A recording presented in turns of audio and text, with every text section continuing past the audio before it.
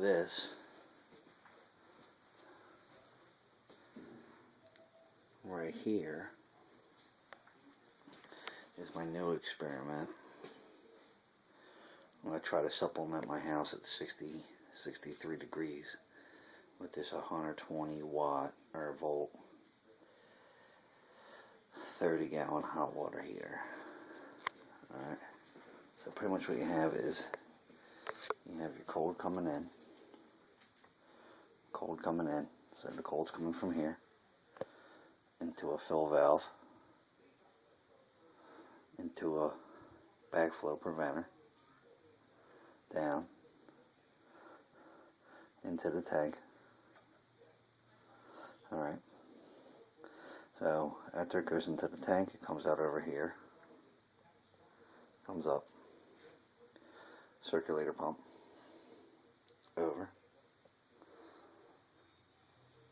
zoning valve, that'll be set to a thermostat. There's a bypass for the hot water that comes from underneath there. That red pipe travels down, back in, and we recirculate into the cold.